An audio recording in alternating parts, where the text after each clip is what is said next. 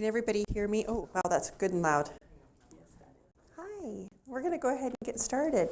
I expected a little bit of a bigger group, but hopefully more people were able to attend this morning or find the training online. We did live broadcast the earlier morning training, and then we will live broadcast today's training as well. And we'll also record the training so that it will be available after today's training. So if you have colleagues that were not able to attend, they will be able to enjoy this awesome training.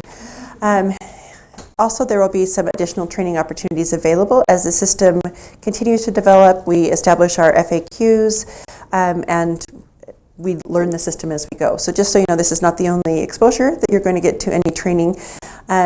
This initial training will only bring us through the beginning of a program up through award. There will be a second training just like this that will be from after you receive an award to the closeout of the grant. So this is step one, and then there will be many steps in between. So, by way of introduction, my name is Rebecca Nielsen. I work in the Board of Education in the Financial Operations Office under Natalie.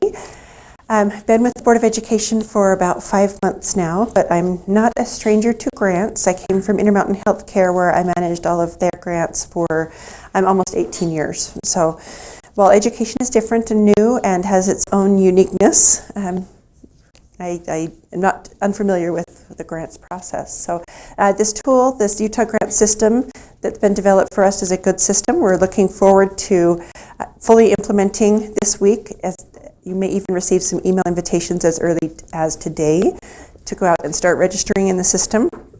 We're really close. We have our vendor on site who is helping us with the implementation of the system. The vendor is REI Systems. This is, in fact, if you'll I just kind of skipped my whole first slide. Let me back up just a second. The first slide is questions. If you'll hold your questions till the end, and then if you do have questions, you can email John McQuarrie at any point, and then we'll just answer them after the fact. Or if you're on the YouTube, you can chat on the live stream. And then when we do have questions, we have a microphone so that in the recording we can hear the questions and the answers that are asked. Okay, so the following slide, the Utah grant system is an electronic grants management system, or an EGMS. Utah grants will replace the UCA and also handling grant applications and payment requests. Also, all payments that are processed through the Board of Education will be processed through Utah grants, which would include our MSP payments. Let's see what I'm skipping. This is the URL that you will use to log in. You will get a link to that with your user ID and a request to set up your profile and change your password. As soon as you get that email, you'll know that the system is live and you're good to get logging in. We have a couple of different user types within Utah grants. We have external and we have internal to USBE. So external, we're labeling that as LEA creator and LEA approver. You should have already seen a document that kind of described that. Let me show you where that is. And also, let's pop there right now, out to the finance website. Under, there you go. So the USBE website, we're going to go to Departments and Programs, Financial Operations, and then on the right pane, there's a Utah Grants link. This describes the system, the Utah Grant system, and then there's a second tab for the system itself, and you'll find today's slides under the LEA user guides. And then also, as we talk about user roles, there's a helpful link that may help you here in the LEA user roles. Okay, so let's go back and talk about the three different types of roles there are from an LEA standpoint. There is a creator. Creator is the person that first logs into the system and completes an application or completes a payment request, essentially initiates transactions within Utah grants. There is a built-in system workflow. So after the creator, it will go to an approver within the LEA to approve that transaction prior to being submitted to the Board of Education. So that's the second step. That would be an approver role. They would be the second step in the process. They don't complete the application or the payment request, but they approve that. There's also a key point of contact approver, same as the regular approver, but has a little bit of a different additional roles and rights. They can add users, request new users for their organization, and also edit their organizational profile. So as far as workflow is concerned, an application will start with an LEA creator. It will be submitted to an LEA approver, and then it will be submitted to the Board of Education. So we'll be talking a little bit more about roles as we actually get into the system and how those route. We'll be showing you each of those steps as we go along the way. We'll be switching back and forth between users and roles, so pay attention to which user we're on at any given time. And then we have three distinct roles within the Board of Education, where we have our financial operations office, which is my office, grants managers, and then we have our program fiscal specialists. Okay. This is a cradle-to-grave system. This is actually a system that's being implemented by the entire state of Utah. Board of Education is the second state agency to implement, so we've had the opportunity to really customize this and make it a product that works for education. And it's cradle to grave, meaning that it starts out with a grant program, goes through the application process, the awarding process, the life cycle of the grant, and close out. For today's presentation purposes, we're going to take you through the first three steps. So completing the program and setting up an announcement, applying for funding, reviewing applications, and issuing award. There will be a second training talking about post-award management, including submitting payment requests and monitoring the grant award. Okay, so general navigation, we are going to be getting into the Utah grant system so that you'll be able to see this full screen. I recognize that this view is really hard to see, but I just wanted to point out the life cycle again. Across the top are different life cycle tasks or areas that where you'll be performing your activities. So it starts with opportunities, goes to applications, grants, and then monitoring. So if you think about that from a grant life cycle, it's left to right. If I am performing a task that relates to an application that I am submitting, I would click on the Applications tab, and then any actions that I need to take related to that tab are going to be on the left. So I kind of need to put on my hat. What am I working on today? Am I working on an existing grant? If that's the case, I'm going to go into my grants and use the left pane. Or if I'm working on a competitive funding opportunity, I would click on that before I went to the left pane. So it's broken out into phases or tasks that are associated with your program.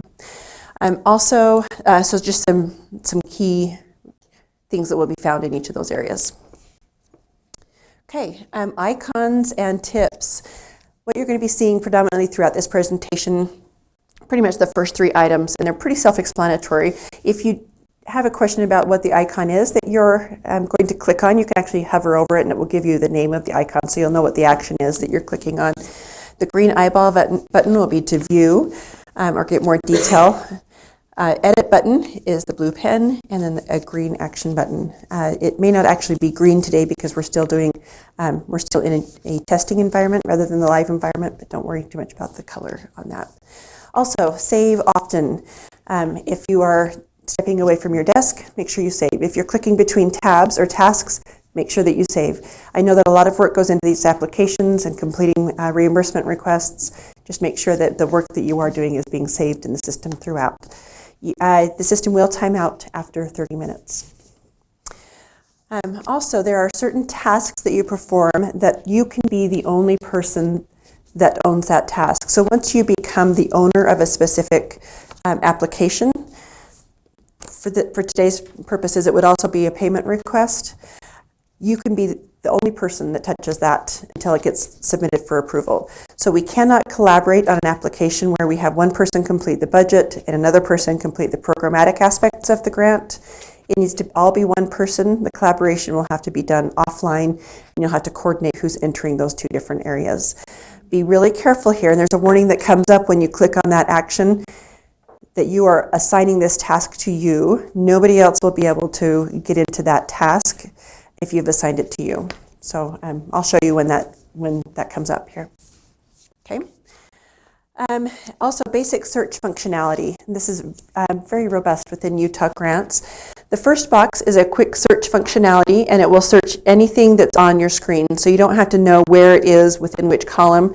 For example, if I just wanted to pull up Perkins here, I could put it in the quick search and it would pull up anything that has Perkins in any of those fields.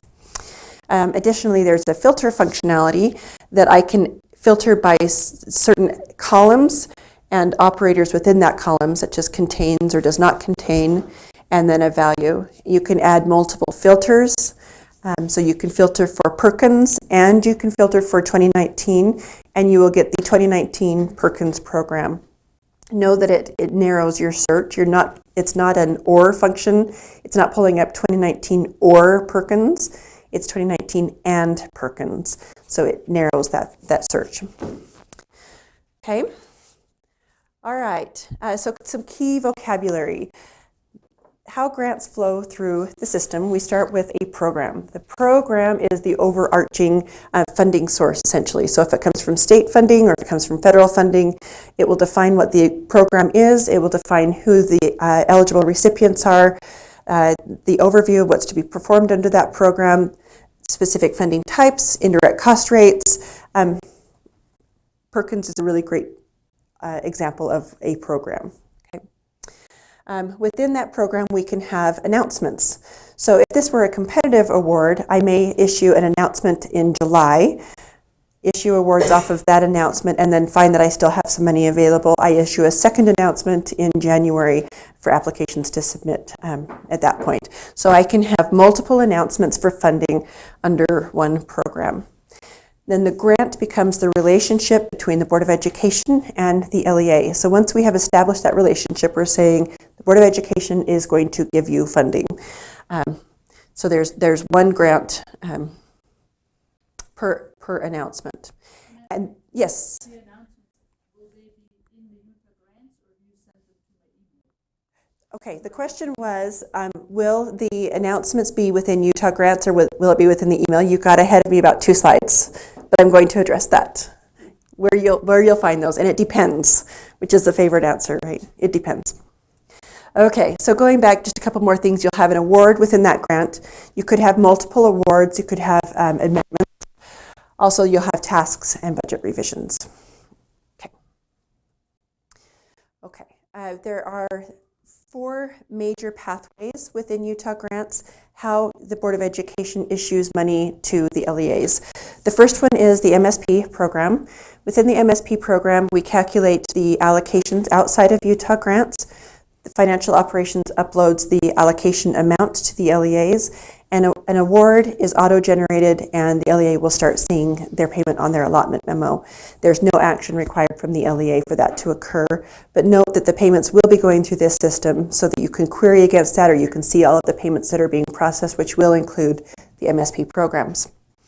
We also have MSP with applications. This is very similar to the formula pathway, where the financial operations uploads a allocation amount for the LEA based on criteria that's set outside of the system. Then the LEA receives an invitation to apply. That invitation comes with an email, or you can get it directly in the system. So on formula and MSP with application, you will receive an invitation to apply. Then we have competitive awards, where competitive awards you actually have to go into the system and express an interest in applying. If you want to apply, you can. If you don't, you don't have to. Okay. This is a great page to bookmark. How do I find my grants? This is, I anticipate that this may be a question in the future as we start getting in and really implementing and activating each of our awards. Depending on the pathway that the grant goes in, you are actually going to go into the system a little bit differently to find your application or to find your award. So with MSP grants, the awards are automatically generated, so you don't need to do anything with the application. MSP with application and formula grants, you'll receive the email. The application will be drafted for the amount in which we uploaded the allocation amount, and then you'll be able to complete your application from that draft created application that we started based on the allocation amount. And then competitive grants, we actually have to find those in the opportunities tab and express an interest to apply. Okay. All right, so as far as life cycle goes, again, this is very similar to the previous tab. Allocations are based on individual LEA qualifications. Sorry, what I'm describing here is a federal formula, which is each of the grant formulas has a little bit different pathway, but the Fed formula kind of encompasses all of that together. So allocations are based on a individual LEA's qualifications. The Board of Education uploads an allocation amount. System will generate an invitation to apply. The LEA receives that invitation and either waives funds or applies for that program, comes back to the Board of Education, and we review and issue grant awards. Okay. Oh, there's a question. Hold on, I'm going to get you a microphone so people can hear your question. So, do all the emails go to the main contact person only? Great question. Who do the emails go to? Emails go to everybody within that LEA organization. So we didn't want to limit emails going only to the key point of contact because they have enough to do. They don't want to have to forward emails all day long, right? So you're going to get some emails that don't pertain to you for those application invites. We would rather err on the side of you getting a couple extra emails than not getting the ones you need.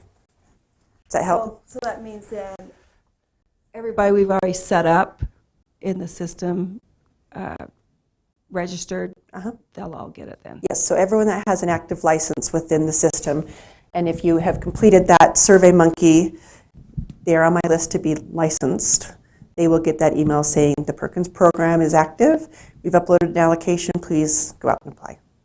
So, and we're going to address that in detail in just a minute when we get into the system also, and how I would suggest that we deal with some potential issues with that. Okay. Okay, let's go ahead and look at our user profiles and log in to the system. You actually can't do this. You can just follow along with us, sorry. When I say we, I mean as a group. We're going to log in as an approver key point of contact. The approver key point of contact, like I said, has some additional capabilities that none of the other internal users or users within your organization can perform, such as managing your organization and your users.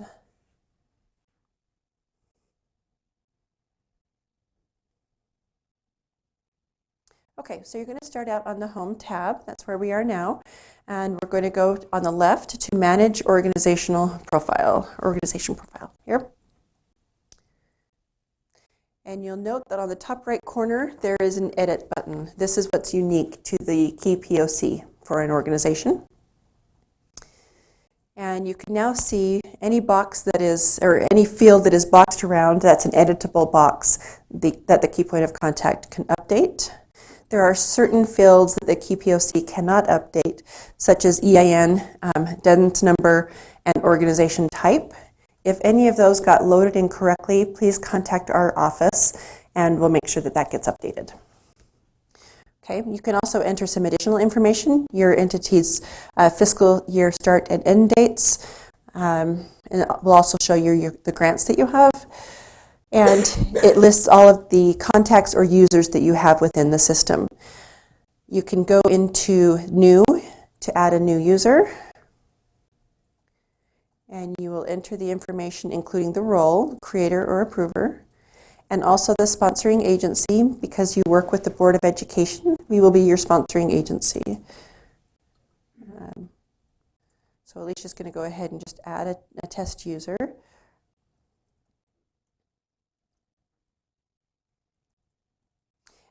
This is a good place to note. Any field that has that little red asterisk next to it means that that's a required field.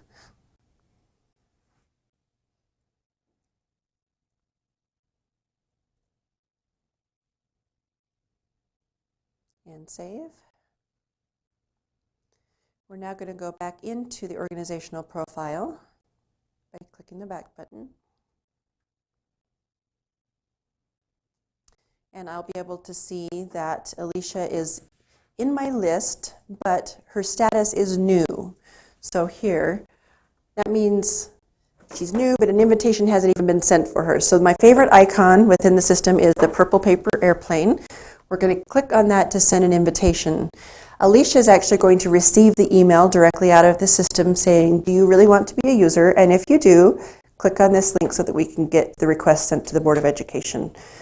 Board of Education will be managing all of the user licensing requests because there is a fee associated with that, so we just want to make sure that we're monitoring and keeping track of those user requests. So it may not be an instantaneous add when you add that user because it does need to go through that workflow. Okay, you can also review your indirect cost rates here by fiscal year. Again, if those are incorrect, you can contact my office and we'll make sure that we get that changed. And then other public schools that are associated with your organization or private schools that are associated. So that's some basic information related to your organizational profile. The other individuals that log on will see the same information, they just won't have access to edit this information. So let's go ahead and log out. We're going to log in this time as a creator and find a program, a federal formula program for which we want to apply.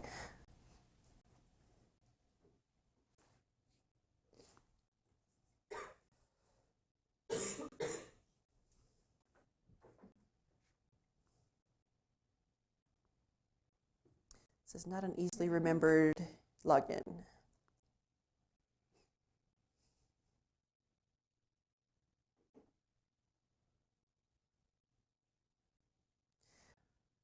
I have a little extension added on my computer, so you won't see that.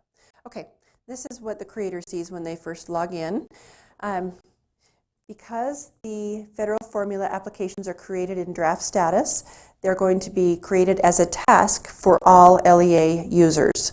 So we're going to start by going into applications, because that's the function that we're starting to perform, and click on the left pane under pending tasks. Okay, I'm going to find a program for which I received the invitation. I can also click on my email to get there, but if I've lost my email and I need to come here, I can go directly. And I'm going to click on the Start Application button. So this is where I want you to pay attention. Are you sure you want to start this application? Once initiated, you will be the only user able to edit this application. Make sure that you're heeding this warning. It is really true. You are the only person that can complete that application. There is a way for us to fix that on the back end, but it includes pulling in our vendor and doing things back end and at a cost. So just make sure that you're being careful with that. So what I would suggest, and I kind of mentioned I'd give you a trick before, if you know that you have an application, you're waiting for your Perkins program, which comes out middle of May, you're watching for it, you see your email saying the Perkins program, you're able to go in and apply for it. You know that you're the owner of the Perkins program. I would suggest that you follow that link or go directly out to Utah Grants and start the application. Make it your own. That locks it down so nobody else can get into it. Okay?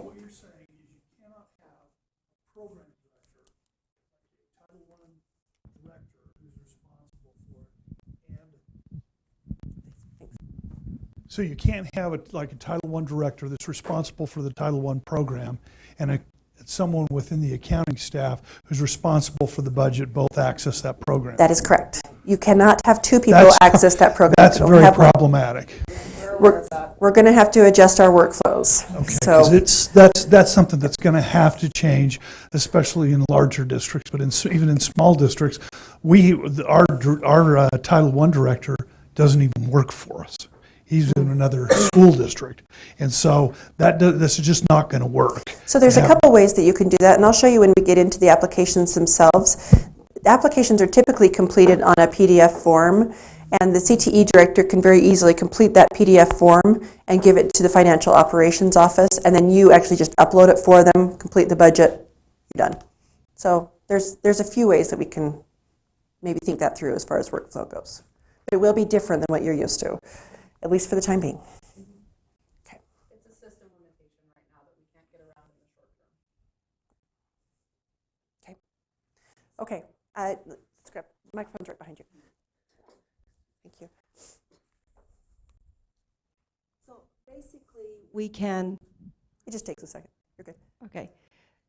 So, like, I'm the business manager, so I always do all the reimbursements for the different grants and stuff, but I don't write the grant. That the That's person okay. that's in charge of it is the one that actually writes the grant. And then I put the budget in, I ask for the reimbursements, I kind of own it from there.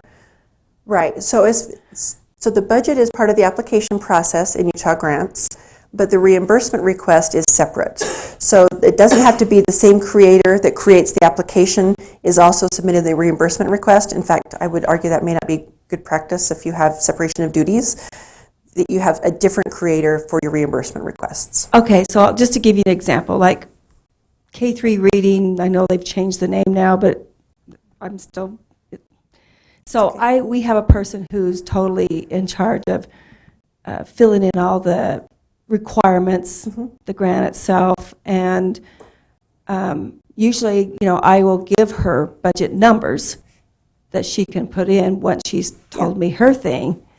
Then she puts all that stuff in, but then I'm the one that actually goes and asks for, reimbursements and stuff like that. So I could still do that? Yes. In fact, that workflow would work great within the system. Yep. Natalie? Oh. I'll just come on over here. Okay. So we are aware that there's an issue with the application process. I don't think the reimbursement request process will change at all from what you're currently doing.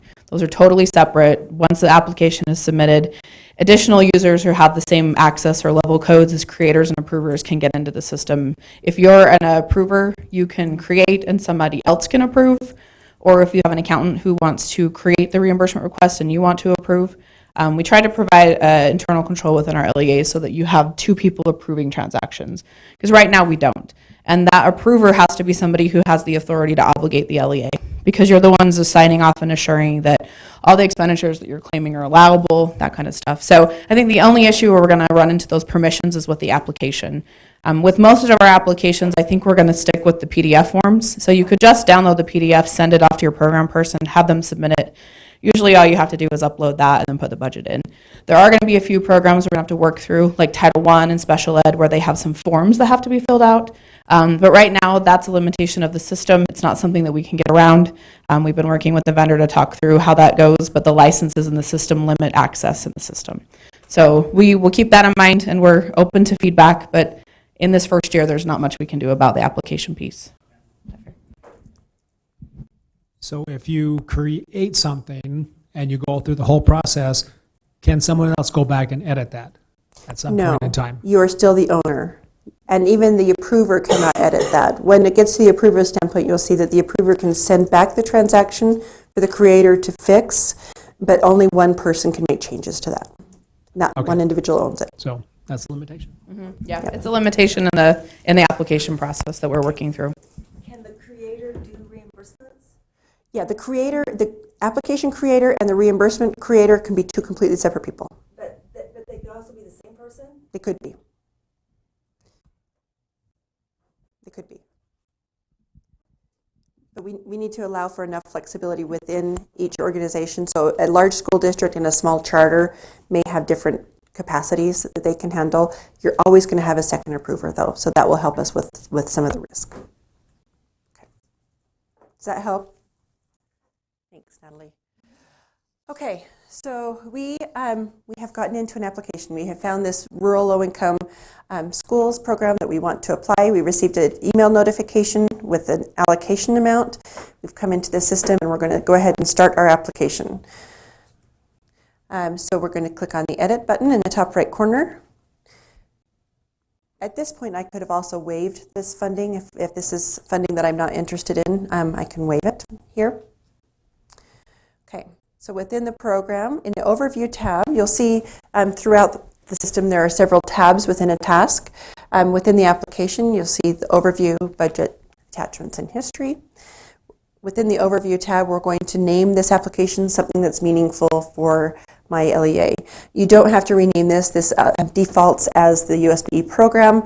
But if you want it to be something unique or you call it something different, go ahead and rename it. Here, I can pick my own internal approver. So the system defaults as my key POC being the approver, but any LEA can have multiple approvers set up within the system. So if the key POC has nothing to do with my program and my boss is actually also an approver, I can pick my boss instead of the key POC as long as they're both approvers. Okay. Also, if you have multiple approvers and your key POC is in Hawaii, you can assign that to someone else. I'm going to enter my project abstract or a description here. And I'm going to click on Save. You'll see that there's a Save or Cancel button, whatever task you need to perform, both at the top and the bottom, of each screen. Okay, so at this point, I own the application, right? I've done enough. I've saved my work. I'm going to come back another day when I actually have the budget details for my program office. The application's ready, and I'm ready to come back in and submit. When I do that, I'm actually not going to find this as a pending task anymore. This is going to be a draft application that I have started working on. So I'm going to go into my Applications tab. I will see the program within my applications, and I'll be able to click on the blue pencil to edit that application.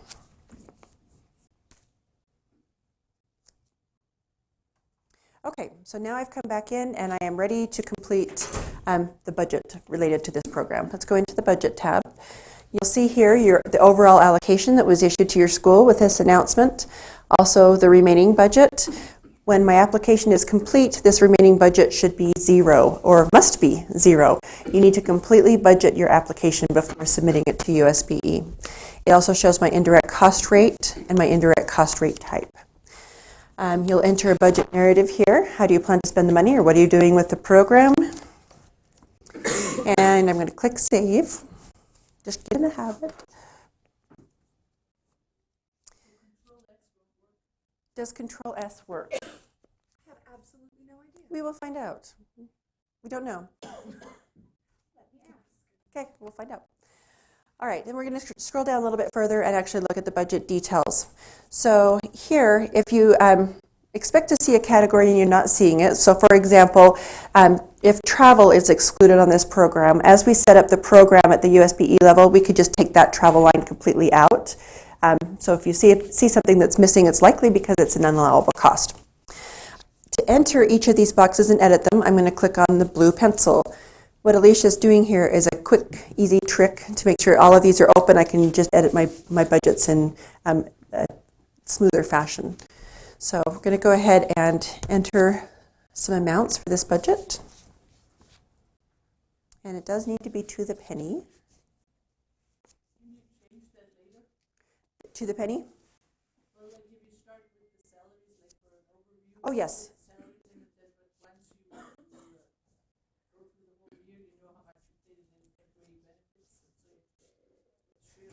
So you can change the budget at any time during, as you're completing the application. You'll change the budget again if you receive a new allocation amount. You'll need to revise the budget then. You can also revise the budget for any other needs that you have. If it is less than 10%, then it doesn't need to come to the Board of Education for approval. If it is greater than 10%, the system will know and it will come to the Board of Education for approval. It is best to break that into as much detail as possible. Only the owner can change the budget. Correct. Only the owner can do it. If you add money to a category, if you add funding to a category that you had not previously had funding in, that will also kick it into needing a review. So for example, if I all of a sudden decide that I want to buy equipment with this grant, that will kick it into review as well. Also, if I make any changes to the equipment lines, that will kick it into review. So a lot of times it goes into the review. If you have some minor changes that you need to change, you'll be okay. Okay, so Alicia's entered her amount. She's going to click Save. And now you can see that I still have some money left to spend. I've got 11,000. I'm going to go in and enter my property and equipment. You'll notice that this box is a little bit different. This is a pop-out box. So I didn't have the blue pencil here. I can actually enter specific details related to the equipment that I want to purchase. And if you know exactly what you're going to purchase and the price of that, this can be your prior approval for equipment purchases if it's included on your initial application. and you don't make changes to that equipment purchase. Otherwise, this would be a budget revision to give the specific details when you do have it. Okay, I'm going to go ahead and save that. All right, looks like we have a little bit more money in our budget. We must have missed something or fat fingered something. So I actually think I have some other costs that I wanted to add in line 9. I don't know. Let's try. Who has quick math for me? 14, 30. Oh, it says at the top. Oh, I have to save or refresh. Thank you for pointing me to this box here. There you go. That's how much I have left. Question. Yes. So it automatically puts in the indirect costs. You don't do that? Thank you. Right. The indirect cost calculates automatically within the system based on the fiscal year of that program. What if you don't want to use indirect costs? That's a great question. If you have a program that is eligible for indirect costs, you will need to collect on those indirect costs. It's actually, Natalie says no choice. It's not a choice. If you've Right. applied for a rate, you have to use it. If you don't have a rate, then it'll just be 0.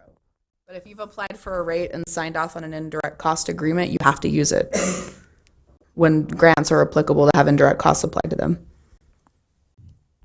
And the reason for that is within the indirect cost rate negotiation, we state that each program is given its proportionate share of indirect costs or covers its proportionate share of indirect costs. And if we decide that all state-funded programs we're not going to charge indirects on, but only federal programs are charging indirects on, then we put ourselves at risk. You can't do it. Each program has to receive its proportionate share. Yes. Automatically put in there indirect cost rate, and or can you change it to a lower amount? Okay, so restate your question. Okay. Is the indirect cost rate automatically entered in there? And if you want to, can you lower it? Can you have a lower rate than what's stated there? No, right now there is not a way to change that indirect cost rate that's already programmed. It is per LEA per year. There's 2 different rate types. There's a restricted and unrestricted rate type. We cannot override that. However, we are understanding that there are some programs that will cap that indirect cost rate. We are just learning about that, so we're trying to solution that, figure out how we can make sure we manage that cap. But that cannot be overridden at this point. So behind you. Okay. Just wondering if the system is smart enough to realize whether a program is restricted or non-restricted It as is, far as the because indirect cost rate. when we and set it up, we self-populated. indicate whether it's restricted or not. And within the vendor profile, we've set up both rates, restricted and non-restricted per year. It'll also not apply an indirect cost rate if there's not one associated. Like with the MSP program, things, it doesn't pull anything in. You don't have to do reimbursement requests for those either. And we have some programs that are not eligible for indirect costs, so those, we'll just put a 0 amount in for those as well. Okay. Great points with indirect costs. Okay, so Alicia's entered her last amount. Coming back to entering our budget, she's going to save that. Make sure it exactly totals our budget allocation. We have $0 remaining, so the budget's looking good. We're ready to go. Okay, we're going to move across to the next tab, which is attachments. Here's where the programmatic information is kept. So within attachments, you'll see a couple of sections here. So if I had a form related to this program, such as maintenance of effort or private school proportionate share, I'm going to see that right here, very first thing within the attachments. So if I need to complete that, there'll be a little button that says complete here and validate that information. Then the first section after the forms is attachments from the grantor. So this is from USBE to the LEA, and then attachments for the grantor. So the top section contains all of the applications that need to be completed in PDF form, or any other documentation that we want to give you. So in this particular case, we've given you an application. We've given you an application guide, which is a set of instructions, and local assurances. I only need the local assurances and application itself back. I don't need you to send me the guide. That's just instructional. So you can actually access these files by clicking on the View Attachment link. It will pull up the file, and you can download directly to your computer. Question.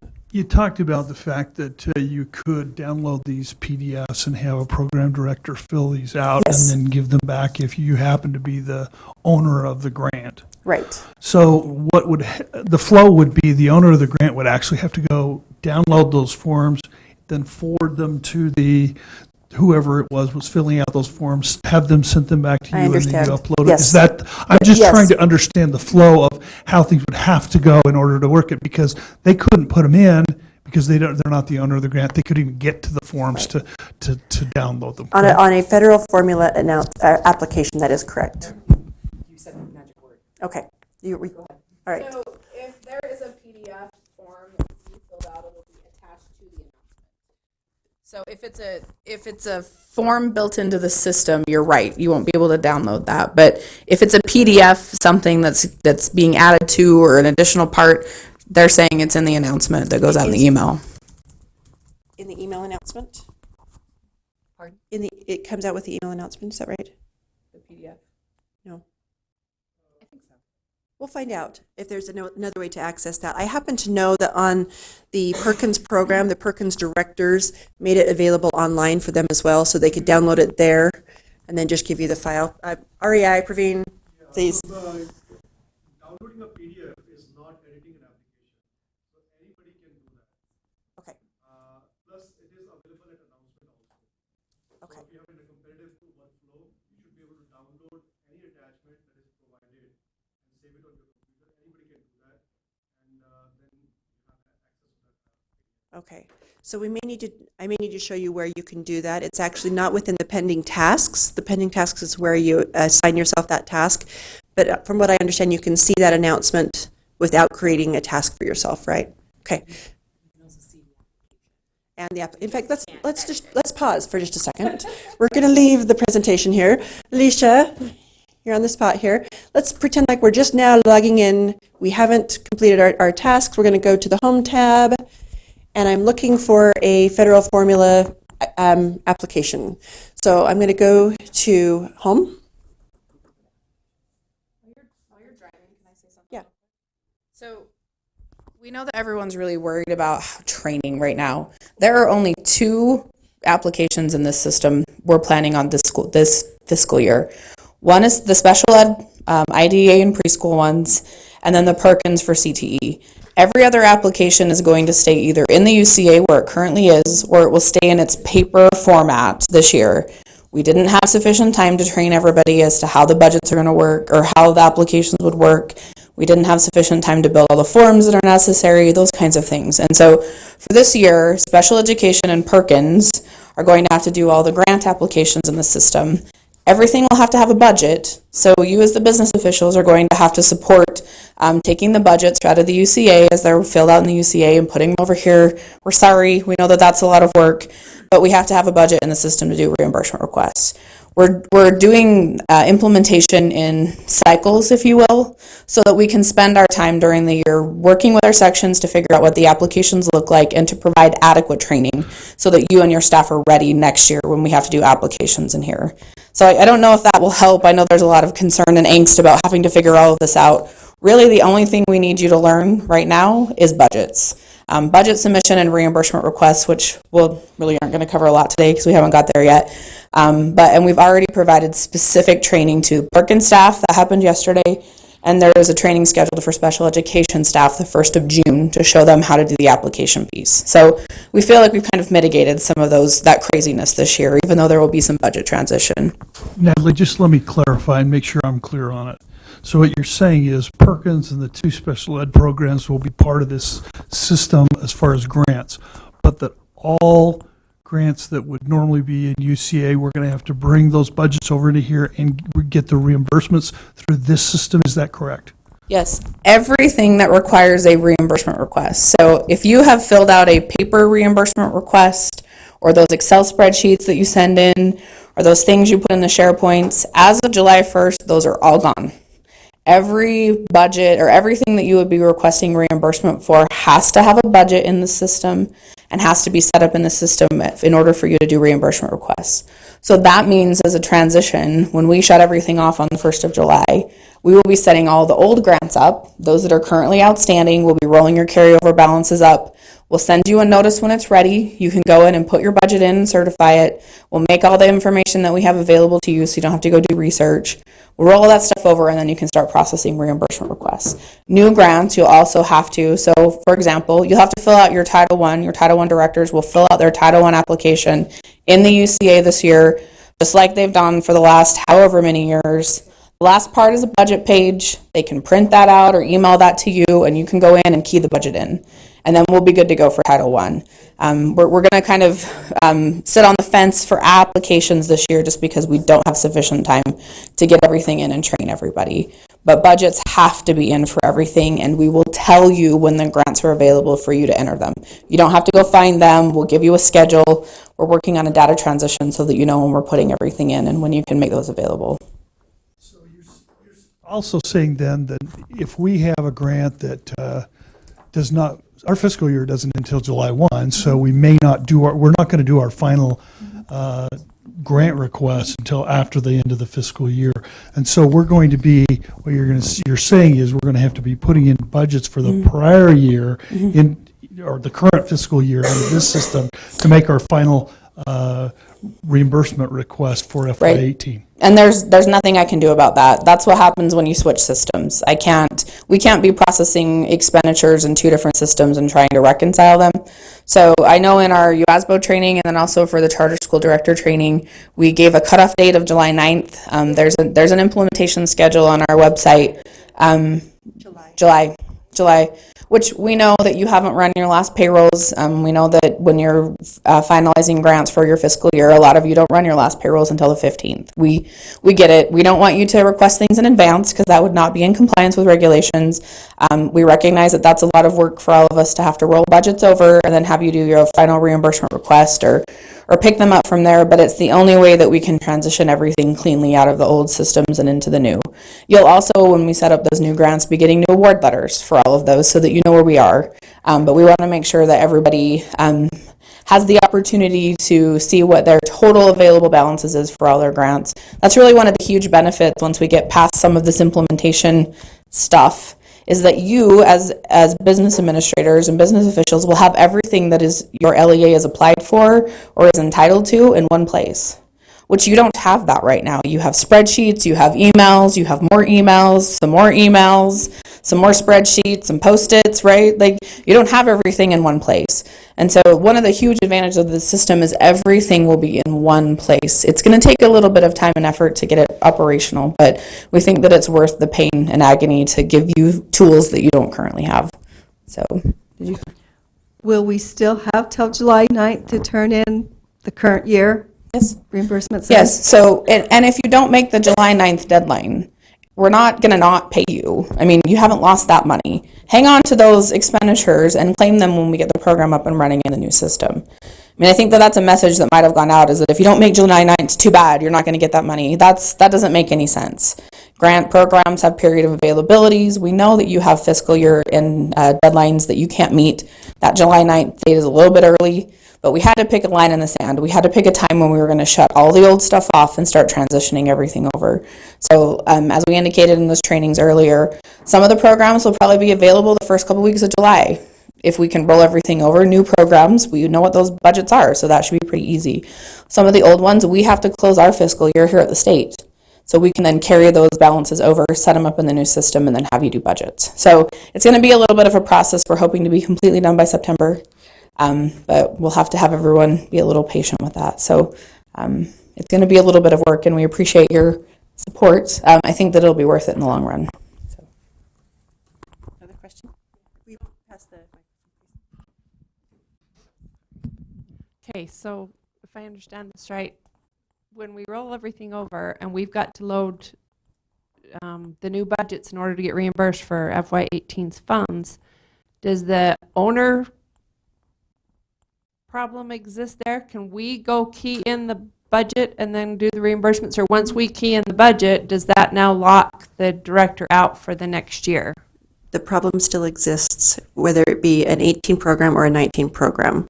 You'll still only have one creator for that program. However, typically speaking, for the 18 programs, we've already collected those applications. All you have to do is complete the budget for the remaining funds. So having the finance office do that probably makes a lot of sense. So we, as the finance office, could go in, load the budget for the 18, claim the reimbursement, and then the program director could go in for FY19 and be the owner for that year. They could. We are yes. not going to foul stuff up Nope, that way. that would work great. You could also have the Title I director key in their budget as carryover from the UCA, and then you as the finance office approve that budget submission, because there's 2 steps required.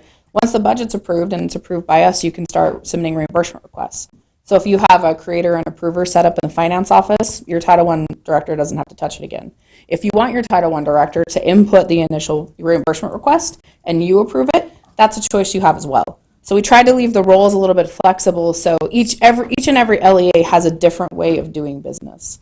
It was very difficult for us to try to figure out how to set up internal controls in a way that gave you latitude to do what you've been asked to do, the controls you've represented to your boards, as well as ensuring that we were able to get some approval, some creator and approval level controls on the LEA side.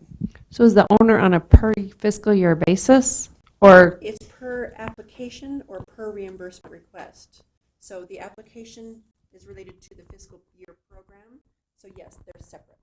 okay, so you could have an owner for FY18 and then a Yes. new owner for FY19 Right. on the new application. Correct. You could have different owners, if one person be the owner for the application submission, and then have different owners for reimbursement requests. It's a task-based thing. Just like a piece of paper. If you have an invoice, generally only one person is processing that at a time. It's kind of the same concept. You don't have split that in 5 pieces and have 5 people do the work, right? Like one person has it, you process it through, somebody else approves it. It's kind of the same thing. All right, so I'm going to pause questions for just a second and show you where you can actually find the announcement. So again, the announcement is different than the task. So initially we came in and found a task, assigned ourselves the owner of that task by clicking on the pending tasks under applications. However, I'm not going to do that here. I'm just going to go back to applications. I'm going to find my program, my federal formula program here, because we do already have a program. So I can actually go to the Perkins program, and let's just edit the Perkins, the bottom one. I don't know what's actually here. This is still in our test environment, so it may look wonky. You do. I can then go to the attachments tab, and I can see the attachments and download those attachments. So I haven't assigned myself the owner, but I can go in and download those attachments and have them all ready for the person that's actually the owner of the application. This record, I went in and I assigned it to myself. So Okay. if you look on the overview tab, well, it's not me, but it's a different profile. Okay, so Jen is saying that somebody else owns this record. So if I go back to the applications page, yep, there, I can see this program. I don't have an edit functionality for one, and then let's go back into that or view it again. Go back into the view. It will also tell me on the overview tab who is the owner of that application. So I can click on here and see, Tom Harris, he's got my program. Okay. All right. Let's get out of this application and actually go into the real one that we're completing, and let's finish this application through.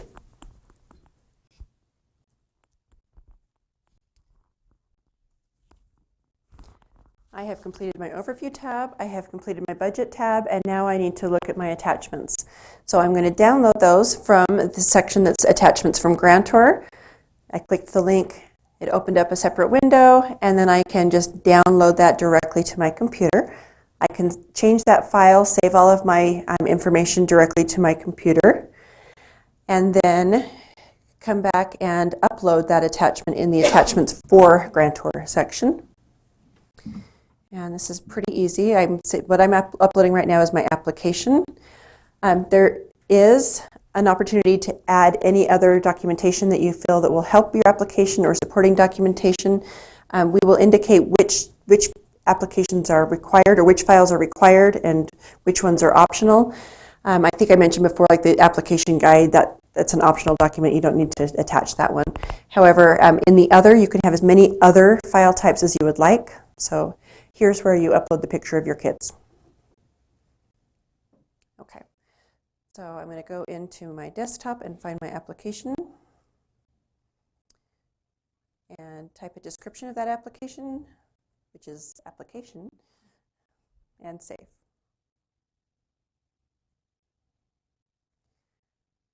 Okay, and at this point I can add as many applications for the grantor as I need to by just clicking on the add button, or I can view them and delete them and start again. All of that functionality exists right there for you. I can also add any notes related to this program that I wanted to, like if there's something I need to clarify or specify, I can just add and create a specific note right there within the application. Okay, we are going to go to, just really quickly, there is a history tab. So each revision that we make to an application, so if the formula amount changes, we need to submit a budget application, budget revision, anything else programmatically changes that we need to change, we'll be able to keep track of that within the history tab so that the data doesn't go away. We'll be able to see what was originally submitted and then also what has changed. All right, so we're going to go ahead and save this application, and it is ready to be submitted to my internal approver. Okay, again, I have the option to waive this whole application or submit for approval. And this one we're going to submit. So now we're switching hats. We're actually going to log out as this creator and log back in as the approver.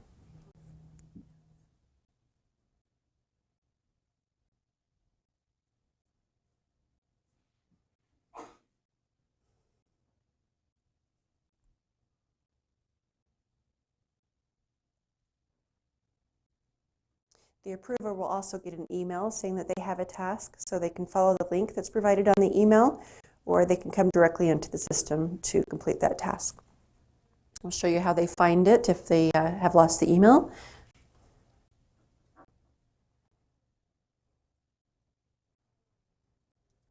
Okay, they're in the application frame of mind, so they're going to go to the Applications tab at the top, and then on the left, Pending Tasks. And you will see that there is a task that says, this application has been submitted to you for internal approval by Phoebe. And we're going to click on the action button.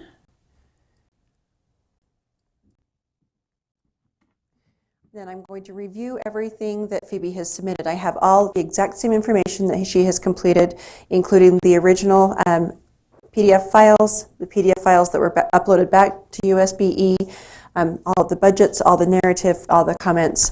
You get to review the whole thing. And you can either approve, reject, approve or send back the application to the creator to make changes. There is a reject button there. Just know that reject means the same thing as send back. Right now there's two buttons. We're going to clean that up and just make one button in the future. But we want you to be able to just send it back to that creator to make the changes and have him or her make the changes and resubmit that to you for approval. Okay, we'll go ahead and submit. Are you sure? Yes. And at this point, the application is submitted to the Board of Education. So a couple things that I want you to note that I hadn't previously mentioned. On the Overview tab, there is an application deadline. This is a hard, fast deadline, so heed that deadline. If you don't get your applications turned in within that window, we don't have a way to open it up just for you to submit those applications. Also, we as users at USB-E cannot complete budgets for you or include attachments for you. That has to be done at the school level, district, LEA. Okay, question over here. You can talk really loud. When you, as the approver, says, no, I don't approve this, it needs to go back, do I send them notes along with it so they know what I want? Yes, there is a comment box that says you messed up, or to type whatever you want to type. That does go back to the creator so they can see what it is that they need to change. No need to send them an email. It will all come back with the, they'll be able to log in and see exactly what your comments are and make those changes before resubmitting them. So good question. Okay. All right. So at this point, we have submitted an application to the Board of Education. One other area I wanted to point out, This little green bar across the top shows you the status of that particular application. If I hover over the little checkbox, it will tell me who completed each stage of the process there. So that's pretty helpful and handy. Okay. And I think now I want to walk you through how you find your competitive awards, right? Okay, let's find competitive awards. Yes, please.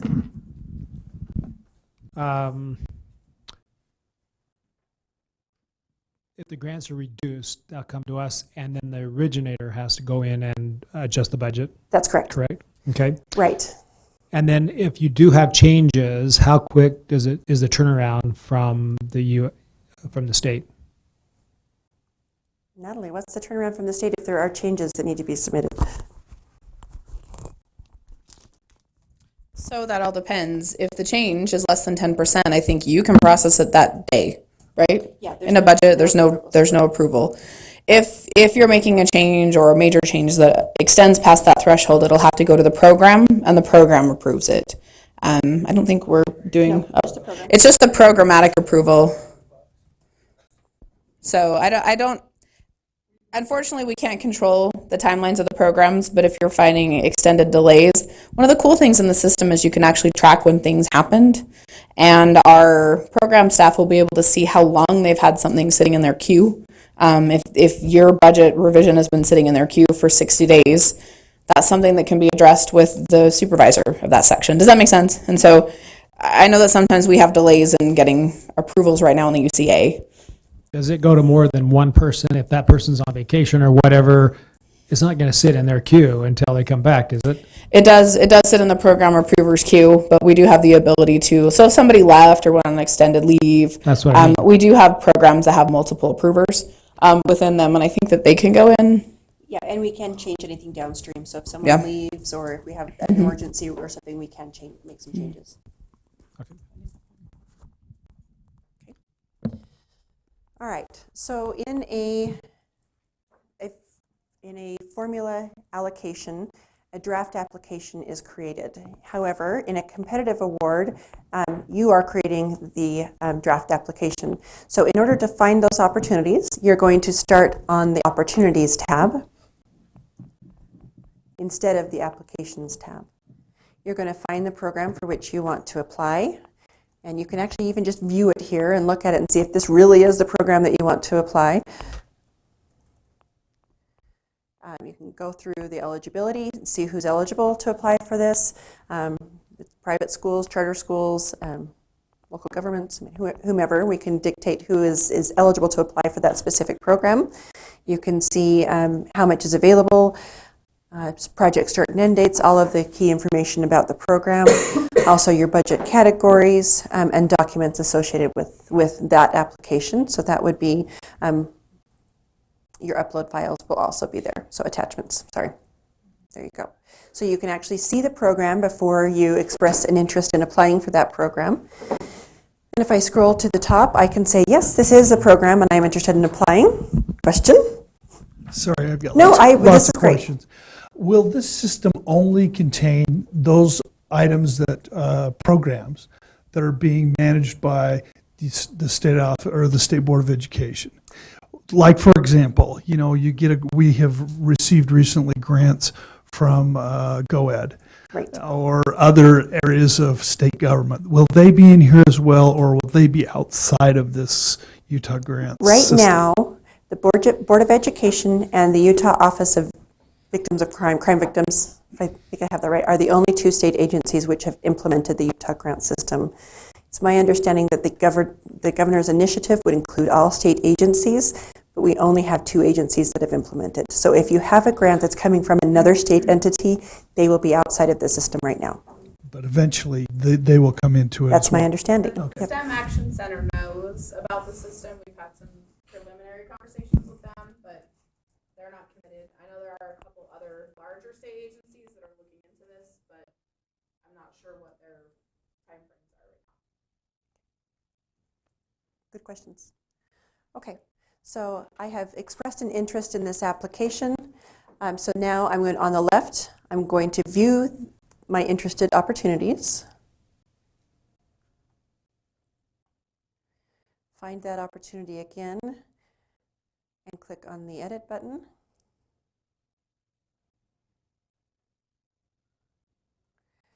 And now I can say, yep, this still is the program I thought that it was, and I can create an application for which I want to apply. Okay. And at this point, it becomes exactly the same as a federal formula grant. The main difference at this point is that on a federal formula, you're given a formula amount, which you need to match in the budget.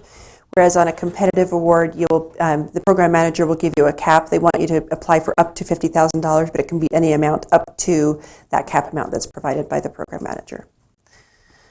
Okay, so after each of these programs have been submitted and approved internally, they come to the Board of Education where a review is performed.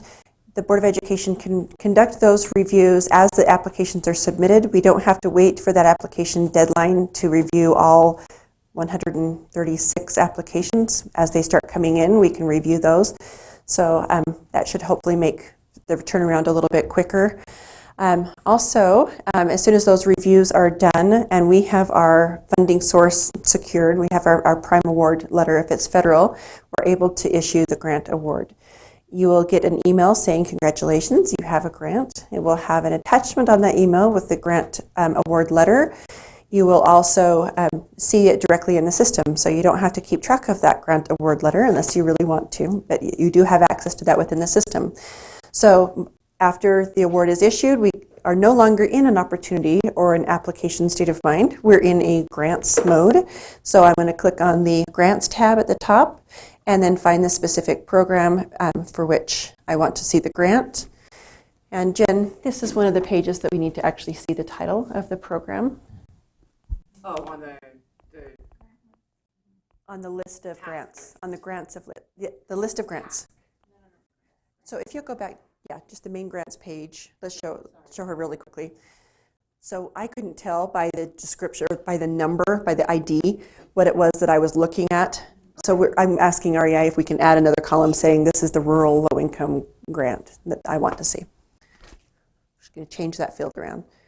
So this is part of the benefit of being on the forefront, right? We get to just make things better. It's great. Okay, so again, anybody within my LEA organization can come in and see this grant. I can see the period of performance. I can see who is my program contact, both internally and with the Board of Education. I can see my budget. I can see my total expenditures to date or any pending payments and how much I have remaining on that award. And then I can also go to the awards tab. And here I can see that I've received one award for $100,000 and click on the view green eye view icon. And here's the specific details related to my award. And there will be a link, I believe right here. It will actually show you the letter that you received via the email. And Alicia is going to... Question on this one. Yes. Who puts you show the budget. Who puts the budget in? Because most times when you're applying for a competitive grant, you apply for a certain dollar amount and you get a different dollar amount than what you actually applied for. Oh, right. So the actual total amount. Do we have a responsibility then to go in and put in the budget, or is that done from the grants manager who awarded the grant? Yes. So it's my understanding that we will actually send it back to you and ask you to reduce your total budget to the amount that we're able to fund. So you will do that on your side. Okay. Because we do need the budget to match the actual allocation. And it's also considered your acknowledgement that you still want to do the program at that award level. Right. So you can decline at that point if you want. All right, so Alicia, if you'll pop out and show us what an actual award letter looks like. It's a PDF form. It's open, I believe, right there. So this is the nice, pretty official award letter that you will get directly out of the system, which is exciting. It gives you the key information that you're used to seeing within an award letter.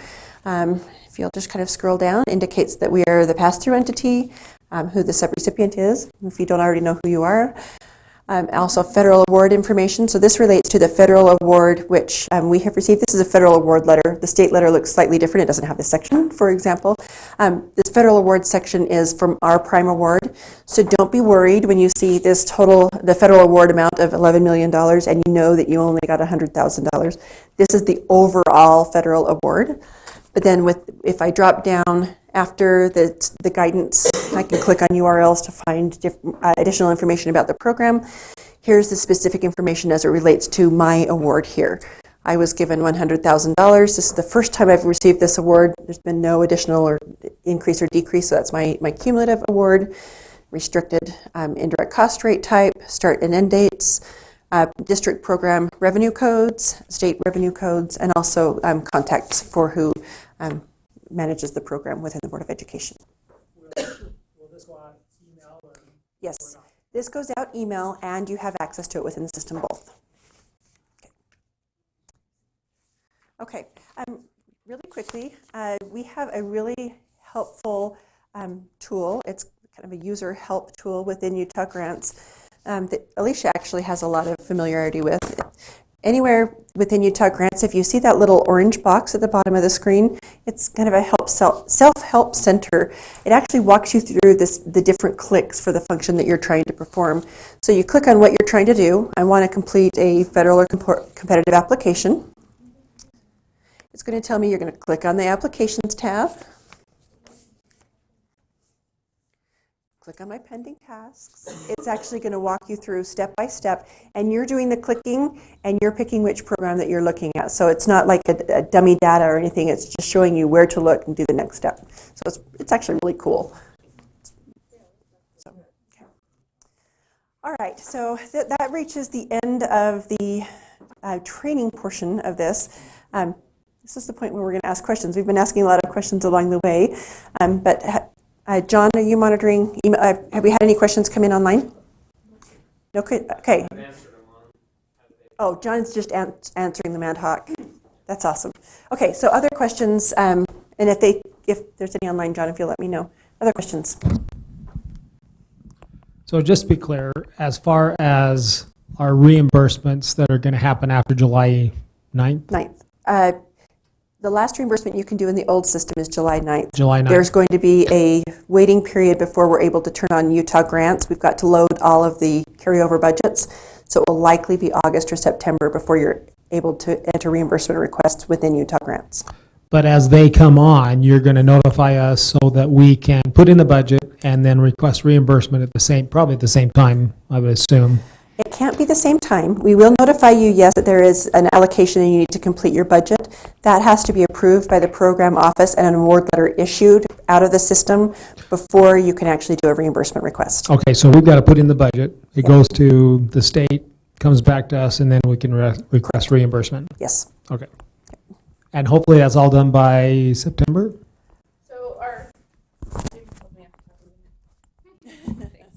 So our plan is to work highest dollar value grants down. So we'll probably be rolling in old year Title I special ed, like 17 and 18 grant awards, because I know you're expending those first, right? We're going to roll those in first, and then we'll start working our way down through some of the less frequent programs, like U-Star and some of those state programs that are expended during the summer. We'll try to get those in first, and we're going to do them in blocks. So when we roll 2017 Title I and 2018 Title I. We'll try to do them at the same time. The program staff will know that it's happening. Your staff will know that it's happening, so that probably we'll have a week of like Title I flurries. Do you think that's fair? When we get that kind of resolved and worked through, then we'll probably do special ed. We'll kind of just rotate between sections so that we're not hitting one section hard at a time, which I think will, for some of you, it won't matter, but for some of our LEAs, that's different staff within your LEAs to help roll through budgets and things too. So we've got to get the system up and running first, right? We want to get some of the formula allocations working, and then we're going to go through and put a schedule together of when we're anticipating rolling carryovers. So you know what to expect, and we know what to expect. That website that Rebecca showed you, we'll upload our schedules when we get them. Check that website frequently.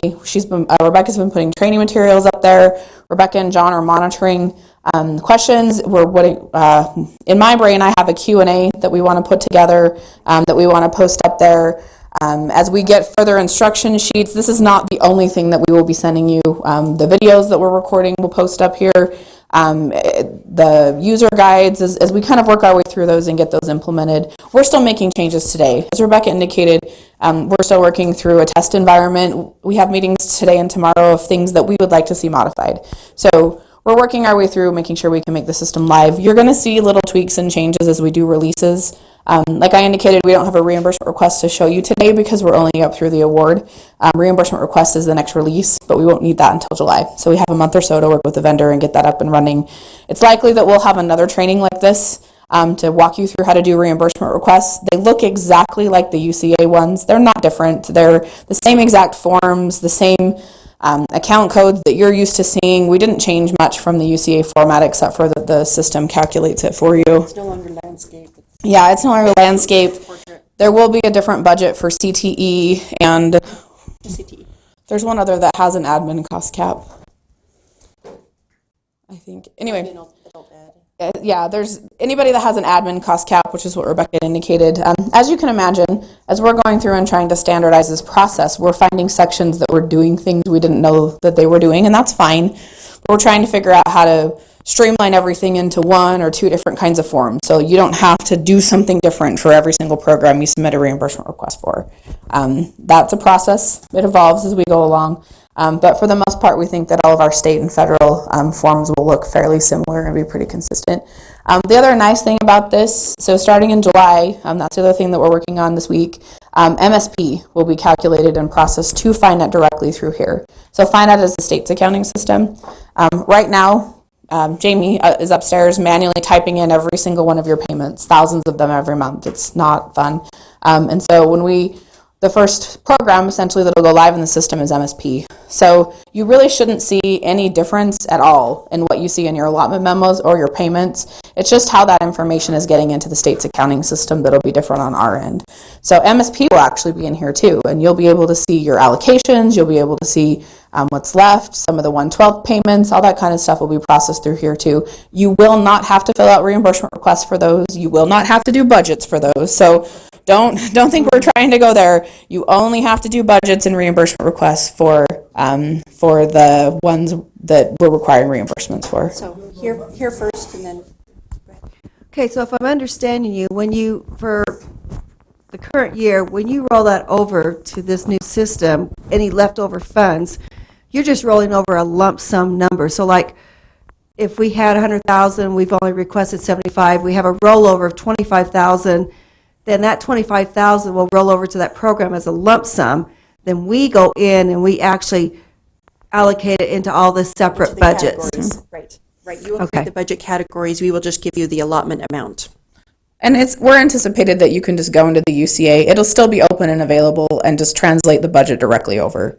If it wasn't something that was in the UCA, you'll have to find one of your old budget forms and put it across. But everything, we're not going to shut the UCA off and take everything down right away. We're extending that through the next year so that we can utilize the data in there to do this transition.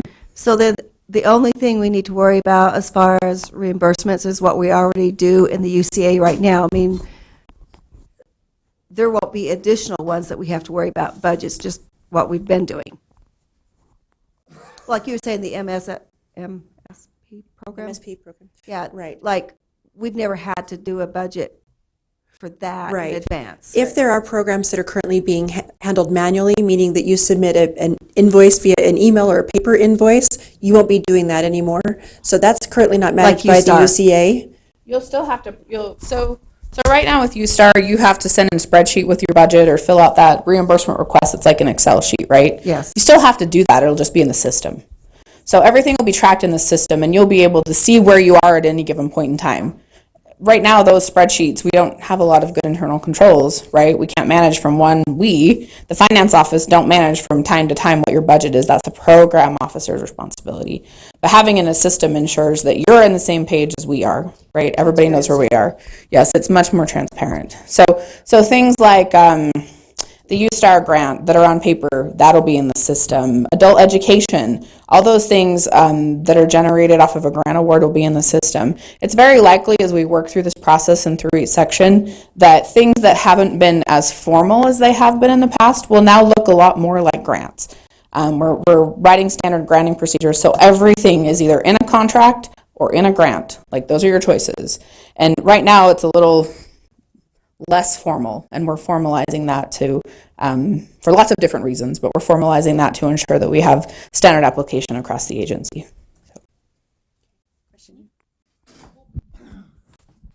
Will the allotment memo that we receive monthly continue to be the same, or will it come through the system as well?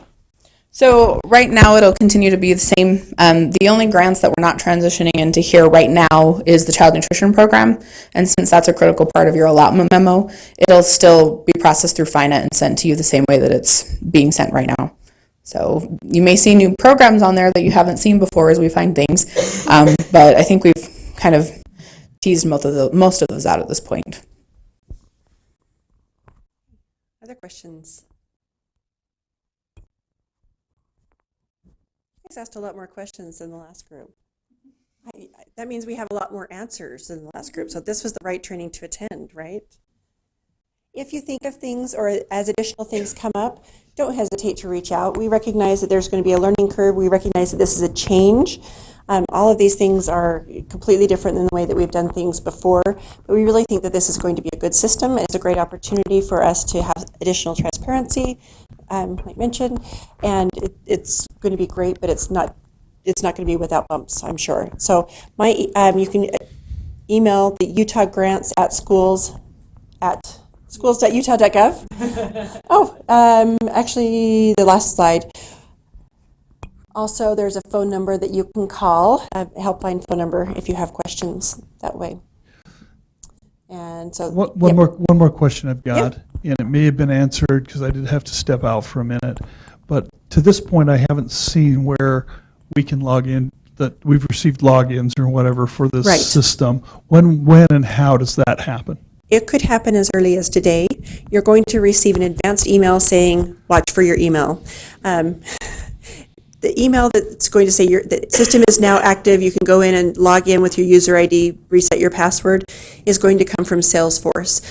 This particular system is built on the Salesforce platform, so know that if you get an email from Salesforce, or if you get an email from REI, or if you get an email from me, it's not junk email. So you may initially need to be watching your trash email folder for that, but we'll be sending an email out in advance so that you can be watching for that. There are one or two data elements that we are validating are set up in the system as planned before we actually turn the light switch on and we're good to go. We expect that to happen today or tomorrow at latest, and you should start to see those emails and be able to get into the system and start looking around. There's not a lot of data within the system because as we roll out programs and implement, issue new applications and awards, you're going to be able to see the data then. But we would recommend that you go in and look at your organizational profile, look at your users, look at your indirect cost rates, validate the data, make sure that it's correct, start looking around and getting a feel for the system, and then as those programs come on and the applications are published and become due, you'll become much more adept at navigating through the system. That answer your question?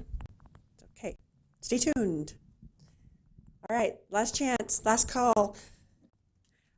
We will be available after if you have questions that you didn't want to ask as a large group. We really appreciate you attending. We appreciate you becoming experts on the system and helping those within your organization. There will be many more trainings to come, many more documents to be published so that we can all learn and grow together. So thank you.